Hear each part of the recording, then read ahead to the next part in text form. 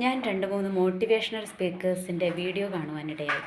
അപ്പം അതിനകത്ത് motivational speakers മാത്രമല്ല, കുറച്ച് സെലിബ്രിറ്റീസിൻ്റെയും വീഡിയോസ് കാണാനിടയായി. അപ്പം ഇത് കാണാനിടയായ സാഹചര്യത്തിൽ ഇവരൊക്കെ അതിനകത്ത് പറഞ്ഞു വെക്കുന്ന ഒരു കാര്യമുണ്ട്. അതായത് ഇവരുടെ സമ്പാദ്യം ഇവർ മക്കൾക്ക് വേണ്ടിയിട്ട് മാറ്റി വെക്കത്തില്ല. ഇവരത് അടിച്ചു പൊളിച്ച് ജീവിക്കും. പിന്നെ മക്കൾക്ക് നല്ല എഡ്യൂക്കേഷൻ കൊടുക്കും. എന്നിട്ട് അവരുടെ ജീവിതത്തിന് വേണ്ടത് അവരെന്താണെന്ന് വെച്ചാൽ സമ്പാദിച്ചോട്ടെ എന്നിവർ പറയുന്നത് കേൾക്കുവാനിടയായി. അപ്പം ഞാനതിനകത്ത് ചിന്തിച്ചൊരു കാര്യം എന്താണെന്ന് വെച്ചാൽ, ഇവരിങ്ങനെ പറഞ്ഞു. ഒരൊറ്റ എക്സാമ്പിൾ പറയാം.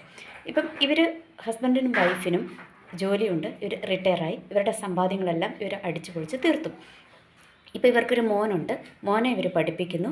മോൻ ഡോക്ടറാകുന്നു. MBBS കഴിഞ്ഞിട്ട് ഹൗസ് സർജൻസി ചെയ്തുകൊണ്ടിരിക്കുന്ന സമയത്ത് പെട്ടെന്ന് ഈ മകനൊരു ആക്സിഡൻ്റ് ഉണ്ടാകുന്നു.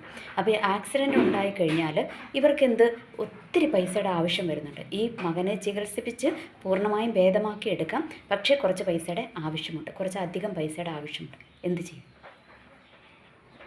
അപ്പം ഇവർ പറഞ്ഞ ഈ പോളിസി വല്ലതും വർക്കൗട്ട് ആകുമോ? ഒന്നും ആകത്തില്ല.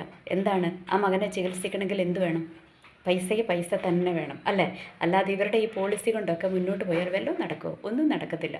അപ്പം ഇതാണ് ഞാൻ പറഞ്ഞു വെച്ചത്. ഇത്രയേ ഉള്ളൂ. ഈ മോട്ടിവേഷനകത്തൊക്കെ കാര്യം ഇത്രയേ ഉള്ളൂ. കാരണം നമ്മുടെ ഫ്യൂച്ചർ നമുക്കറിയത്തില്ല. ഫ്യൂച്ചറിൽ എന്താണ് സംഭവിക്കാൻ പോകുന്നതെന്ന് നമുക്കറിയത്തില്ല. ഇപ്പോൾ നമ്മൾ പ്രസൻറ്റ് കണ്ടീഷനിൽ ഇരിക്കുമ്പോൾ നമുക്ക് ഇങ്ങനെ ഡയലോഗൊക്കെ അടിക്കാൻ നല്ല രസമാണ്. അത് വലിയ ബുദ്ധിമുട്ടുള്ള കാര്യമൊന്നുമല്ല, അല്ലേ?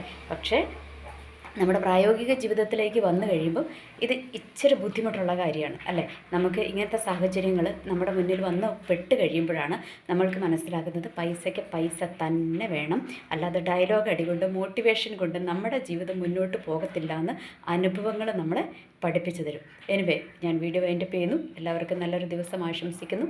നന്ദി, നമസ്കാരം.